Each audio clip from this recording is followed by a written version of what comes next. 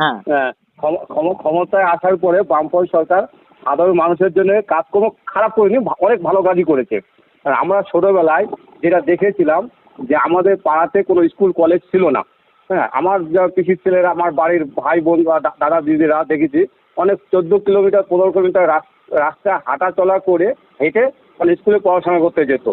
তারপরে সরকার চিন্তা ভাবনা করলো যে এখন আপনার প্রত্যেকটা পাড়ায় বা গ্রামে স্কুল কলেজ খুলে যাতে এই সমস্ত সাধারণ ঘরের মানুষদেরকে যাতে শিক্ষিত করে তোলা যায়, তার জন্য তারা প্রত্যেকটা পাড়া স্তর পর্যন্ত স্কুল খুলে দিল।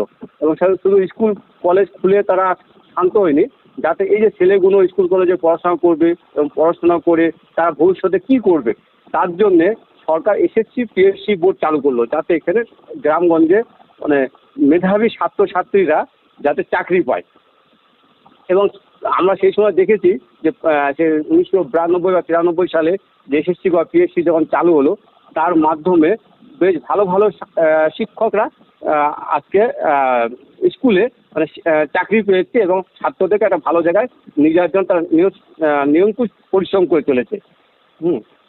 আর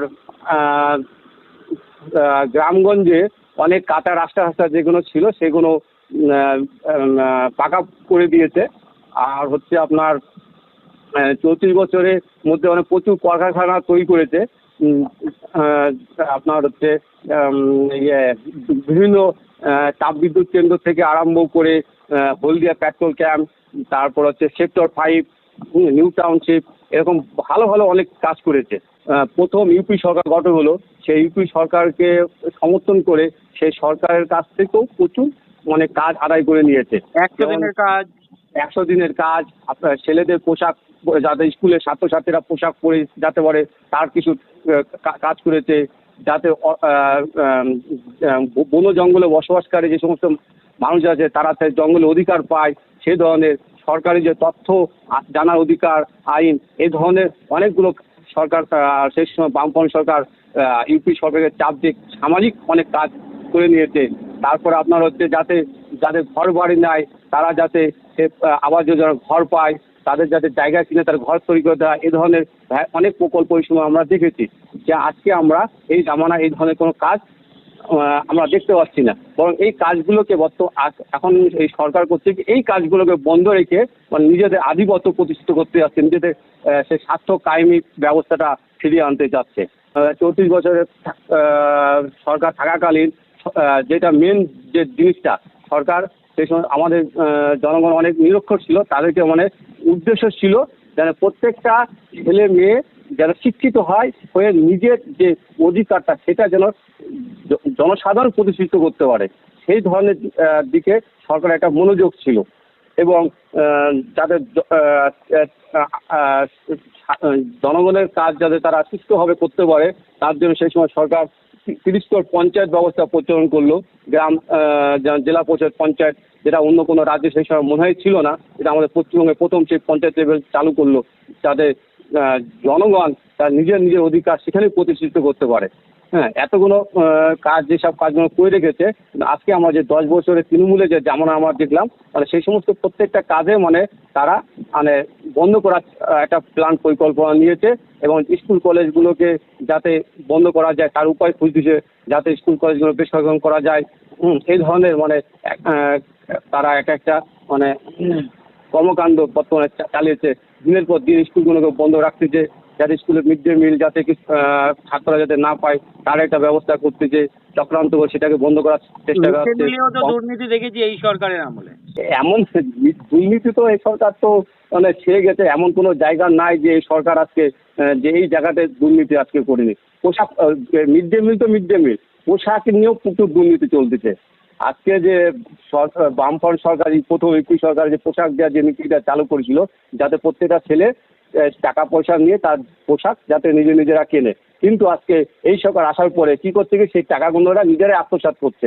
কোথায় আপনার বিদেশ বাইরের রাজ্যে যে কাপড় অর্ডার দিচ্ছে সেই কাপড় কিনে নিয়েছে, মানে জেলার থেকে মানে অর্ডার হচ্ছে, জেলার কোনো একটা দাদাকে অর্ডার করেছে, সেই দাদা আবার কিছু মহিলাদেরকে সেই কাপড় বরাদ দিচ্ছে, আবার সেই সঙ্গের ঘরে বরাদ দিচ্ছে, সেই সঙ্গ ঘর করছে কি সেই মহিলাদেরকে দেখা যায় সংগ্রহ, সেই মহিলাদেরকে কাজ না করায় হচ্ছে কোনো আরেক দাদাকে অর্ডার দিয়ে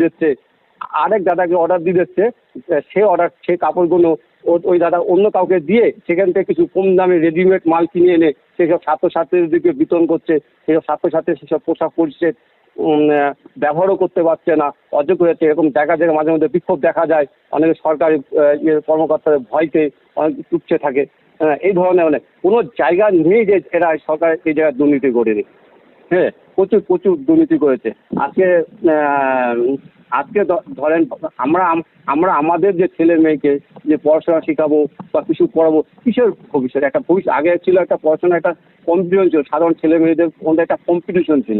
এবার ভালো পড়াশোনা করতে হবে, করলে আমি চাকরি পাবো। কিন্তু আজকে যেভাবে সমাজ ব্যবস্থা চলতেছে, হ্যাঁ, তাতে হচ্ছে ছেলে মেয়েদের পড়াশোনা নিজেরাই শেষ করেছে। পড়াশোনা করে কি করব, আমার বাপের তো টাকা নেই, চাকরি পাবে না।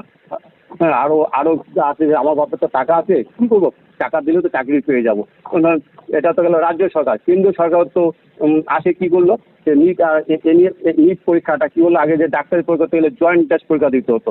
তো আমাদের প্রধানমন্ত্রী আবার বললো কি না, জয়েন্ট এন্ট্রান্স পরীক্ষা দিয়ে যে দুর্নীতি হচ্ছে, সুতরাং একটা নতুন নিয়ম চালু করতেছি, এই নিয়মে কোনো দুর্নীতি হবে না। আজকে দেখছি তাতে প্রচুর হারে দুর্নীতি হয়েছে। যে ছেলেগুলো আজকে পড়াশোনা করছে, যে ডাক্তারি হবে, আদার্স কিছু হবে, আজকে তাদের স্বপ্ন ভেঙে মোহ হয়ে গেল। এমন একটা ফাঁদ পেতে রেখেছে যে যারা টাকা দেবে তারা একমাত্র ডাক্তারি চান্স পাবে। এতে কি হচ্ছে, আজকে আমি যে ভবিষ্যতে যে ডাক্তার শরীর খারাপ বলে যে যাবো, কার কাছে যাবো, কোনটা ভালো ডাক্তার, কোনটা ডুপ্লিকেট ডাক্তার, এখন চিনায় বর্তমানে মনে হয়ে দাঁড়াচ্ছে। এরকম একটা পরিস্থিতিতে আজকে আমরা সম্মুখীন হচ্ছি। আগে তো লাইন তো ছিলই না, সেটা আজকে কতগুলো তাপবিদ্যুৎ কেন্দ্র তাদের আমলে তৈরি হয়েছে, বামপন্থী সরকারের আমলে তৈরি হয়েছে। তারা নিজের পরিশ্রমে সেই মাথা খাটায়, সেই তাপবিদ্যুৎ কেন্দ্র তৈরি করলো। একটা হচ্ছে ফরাক্কা তাপবিদ্যুৎ কেন্দ্র, ব্যান্ডেল, বেশ আর কিছু আছে তাপবিদ্যুৎ কেন্দ্র, এবং সেটা নির্মাণ করে তো আজকে আমরা গোটা পশ্চিমবঙ্গে আলোটা দিতে পেরেছি। মূল ভিত্তিটা আজকে বামপন্থী সরকার প্রতিষ্ঠিত করেছিল। একবারে তো টোটালটাকে গোটা পশ্চিমবঙ্গব্যাপী বা গোটা দেশব্যাপী সেটা কেউ সরাতে হবে না, কোনো সরকার তো সরাতে হবে না, ধাপে ধাপে আসবে। সে তখন মূল ভিত প্রতিষ্ঠিত করেছিল, আজকে তার শুধু ফল খাচ্ছি আজকে আমরা, এবং গোটা পশ্চিমবঙ্গে তার একটা প্রভাব এর উপর গড়ে উঠেছে। কিন্তু এই সরকার তো তা কিছুই করেছে। এই 10 বছরে তৃণমূল সরকারের কাছে আমরা কী পেয়েছি? না কোনো কলকারখানা পেয়েছি, না কোনো দিকে কোনো একটা ভালো কাজ এই সরকার যে করে, কিছুই করেনি। প্রকল্প তো দিচ্ছে, লক্ষ্মীর ভান্ডার, বার্ধক্য ভাতা। এবার লক্ষ্মী ভান্ডার, ছাত্রছাত্রী কার্ড দিচ্ছে, এই দুটো একটা কাজ করে সব ভাঙাই খাচ্ছে। হ্যাঁ, আজকে ছাত্রছাত্রী কার্ডটা কতটা সমাজে গুরুত্ব পেয়েছে ঠিক আমি জানি না, কিন্তু লক্ষ্মী ভান্ডারের টাকা সবাই কম বেশি পেয়েছে, তাদের অনেক উপকার হচ্ছে। আর স্বাস্থ্যসাথী কার্ডের মধ্যে যেটা বর্তমানে অনেক দুর্নীতি শোনা যাচ্ছে, যে গিয়েও অনেক কাজ পাচ্ছে না, বা অনেক যেসব বড় বড় নার্সিংহোম আছে তারা যদি স্বাস্থ্যসাথী কার্ডের মাধ্যমে যদি রোগীকে পরিষেবা দান করে, পরবর্তীতে তারা সেই টাকা পয়সা ঠিক মতন পাচ্ছে না। এরকম স্বাস্থ্যসাথী কার্ডের মধ্যে একটা দুর্নীতি আছে। হ্যাঁ, কিন্তু মেন একটা ফ্যাক্টর যেটা একটা হয়ে পড়েছে, এটাকে ভালো বলতে হবে, সেটা হচ্ছে লক্ষ্মী ভান্ডার। কিন্তু লক্ষ্মী ভান্ডার দিয়ে কী হবে? আজকে যে 1000 টাকা করে মানুষকে দিচ্ছে, হ্যাঁ, তাও তো একটা জিনিসটা দেখতে হবে যে টাকাটা নিয়ে আমাদের কী হচ্ছে। আজকে ধরেন আমি 1000 টাকা নিয়ে পুজো থেকে গেলাম, কিন্তু আজকে আমি আমার ছেলে মেয়েকে যে পড়াশোনা শেখাচ্ছি, শিখে যে সে কী পাবে? সে তো চাকরি করছে, সে তো বেকারে ঘুরে বেড়াচ্ছে, তাহলে আমার 1000 টাকাটা নিয়ে তো আমাদের কোনো লাভ হচ্ছে না। হ্যাঁ, কিন্তু এখানে আমাদের যেহেতু অনেক মানুষ একটু অতটা ধ্যান ভালো গভীরে যে ঢোকে না, দেখতে যে বিনা খাটিতে আমি 1000 টাকা পাচ্ছি, তো ওতে কিন্তু আনন্দ আছে। কিন্তু আজকে কী যে সৃষ্টি করে দিয়ে যাচ্ছে সরকার, সেটা মাথা যাচ্ছে না। যেমন ধরেন আজকে যে তাপবিদ্যুৎ কেন্দ্রগুলো আমরা গড়ে তুলেছিলাম, বামফ্রন্ট যে আমরা গড়ে তুলেছে, তার যে ফল যেটা আমরা পাচ্ছি, যেটা বললাম আপনার, আজকে এই বিদ্যুতের ইউনিট প্রতি কত দাম আজকে বেড়েছে, সেটার কাছে জনগণ সেটা অতটা মাথা ঘামাচ্ছে না। যে আগে কত ইউনিট ছিল, আজকে কত ইউনিট বিদ্যুৎ করতেছে, আজকে অন্যান্য রাজ্যে কত ইউনিট করছে। আজকে যদি আমরা কেরালার দিকে তাকাই, আজকে যদি কেরালা সরকারের দিকে আজকে আমরা তাকাই, তাহলে সেখানে বিদ্যুৎ ইউনিট প্রতি আছে 3 টাকা, আজকে আমরা এখানে ইউনিট প্রতি 7 টাকা দিচ্ছি। এই জিনিসগুলো আমরা তো তুলে ধরতে পারছি না জনসাধারণের কাছে, জনসাধারণ অত যায় না, বা এগুলো খবরের কাগজে বা টিভিতে এসব বিজ্ঞাপন দেওয়া হয় না কেরালা সম্পর্কে।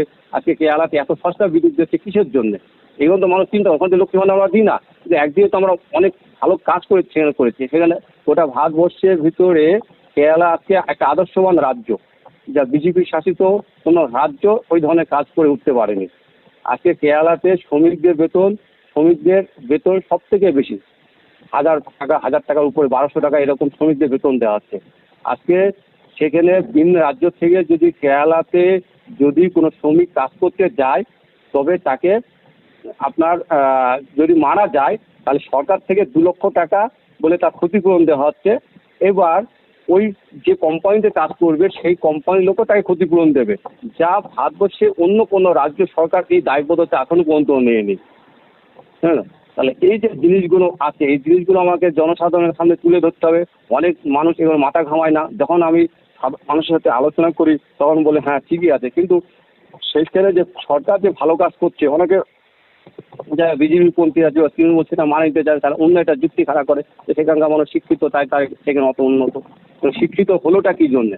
আজকে আমরা করোনা কালে দেখেছিলাম অন্যান্য রাজ্য দিকে যে তাকালাম, সেখানে সেই ধরনের কোনো পদক্ষেপ নিতে পারে। কত বড় বড় রাজ্য আছে কেরালা ছাড়া।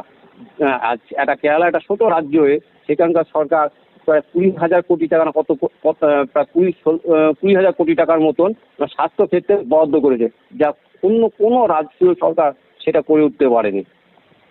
এবং সেই টাকা দিয়ে আজ এখানে মমতা ব্যানার্জি সেই করোনাকালে বিভিন্ন নাটক, নাচ গান, উৎসব, মেলা করে চলেছে। আর আমাদের ওখানকার সেই সরকার সে সময় সেই টাকা দিয়ে মানে যাতে এই করোনা মোকাবিলা করা যায় তার জন্য বিভিন্ন জায়গা থেকে অনেক যন্ত্রপাতি কিনে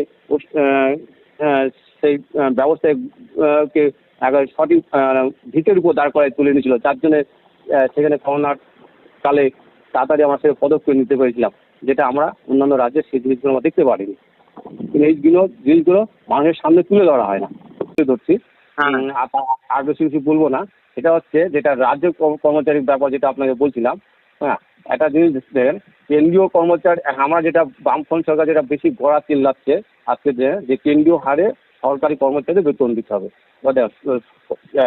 আপনার সরকারি কর্মচারীরা তারা কিন্তু হোম ডিস্ট্রিক্টে কাজ করে, কোনো বাড়ির কাছে কাজ করছে, তাদের বেশি খরচা নেই। একটা কেন্দ্রীয় কর্মচারী সে অন্য রাজ্যে চলে যাচ্ছে, অন্য বাইরের দূর দূরান্তে তার কাজ করছে, তাদের ব্যাপার হচ্ছে আলাদা, তাদের খরচা হতে বেশি আছে। আর আমাদের রাজ্য সরকারের কর্মচারীরা কী করছে কি দেখেন, হোম ডিস্ট্রিক্টে থাকছে। ধর একটা স্কুলে মাস্টার, বাড়ির কাছে পোস্টিং হচ্ছে, বাড়ির বাপদার ঠাকুরদার জমিদার আছে সেখানে কামাই করছে, স্কুল টাইমে সরকারি বেতন পাচ্ছে, আবার পাশে একটা ছোটোখাটো ব্যবসা করে দিয়ে বেকার ছেলেদেরকে ভাত মারতেছে। হ্যাঁ, তাদের তো অনেক রকম আনসার আছে, তাদের বেতন কি কেন কেন্দ্রীয় হারে তাদেরকে বেতন দেওয়া হবে? হ্যাঁ, এটা হচ্ছে আমার বলে কথা না, আমাদের নিচু স্তরে অনেক মানে এই ধরনের সেই সময় কথাবার্তা বলতো, যখন আমি ছোটো ছিলাম আলোচনা হতো, আমাদের একটা দোকান ছিল, বসে আলোচনা করতো। সেই পরিপ্রেক্ষিতে আপনাকে আমি জানাচ্ছি। হ্যাঁ, যে ওদের তো এই হারে দেওয়া উচিত না। হ্যাঁ, ওই সময় যদি সরকার ওদেরকে মানে বেতনটা একটু কম করে দিয়ে, একটু কন্ট্রাক্ট বেসিসে দিয়ে আরও যদি কিছু শিক্ষিত ছেলেদের সঙ্গে রিক্রুটমেন্ট করতে পারতো, তাহলে হয়তো ওখানে পার্টি অত হারা যেতে পারতো। যে আজকে যেমন সিভিক ভলেন্টিয়ার বলে একটা ছোটোখাটো একটা চালু করে মমতা ব্যানার্জি তার ফায়দা নিচ্ছে, এই সময় কিন্তু পার্টি এই কাজটা করতে পারতো। হ্যাঁ, ওইটাই আপনাকে ওইটা মেন উদ্দেশ্য না, ওইটার জন্য আপনার ওইটা লিখে পাঠাচ্ছিলাম। মানে এটা জন্য পার্টি আর এই সরকারি কর্মচারীরা কিন্তু আজকে বামফ্রন্ট সরকারকে কিন্তু ভোট দিনি। আপনি সেই সময় ওদের যে ভোট থাকে দেখবেন, সেই সময় ওদের ওই 2-4 হাজার ভোটের জায়গা থেকে আমরা পিছিয়ে ছিলাম, সেটাকে আমরা কিন্তু লাস্টে কখনো পূরণ করে উঠতে পারিনি। ওদের 2000 ভোটে পিছিয়ে থাকা মানে ওদের বাড়ির ফ্যামিলির ভোট জন্য আমরা পাইনি, ওদের দাদা দিদিদের ভোট পাইনি। তাহলে আজকে তাদের জন্য আমরা কেন আওয়াজ তুলব কোর্টে, কেন আমাদের যে আইনজীবী তাদের যে নষ্ট হল, তারা তো আজকে আমাদের পাশে নাই। আজকেও আমরা যে ভোটটা হলো দেখার লোকসভা ভোট, ওই সব চাকরিজীবী লোকেরা, সরকারি চাকরিজীবী লোকেরা কিন্তু আজকে নাই। তাদের 34 বছর কিন্তু কোনো অভাব রাখেনি কিন্তু সরকার, তাদের সব কিছু নিচে। আজকে আমাদের একটু ক্ষোভ আছে যে আমাদের জন্য সরকার কাজ করেনি, বা এটা দিন ওটা দিন, আমাদের মধ্যে ক্ষোভ থাকতে হবে, তাদের মধ্যে কোনো ক্ষোভ থাকা দরকার নেই। তারা আজকে কিন্তু আমার সাথে বেইমানি করলো, তাহলে আজকে তাদের জন্য কেন আমরা গলা মিলাতে যাবো? প্রশ্ন হচ্ছে আমার এটাই। হ্যাঁ, আর কিছু বলবো না।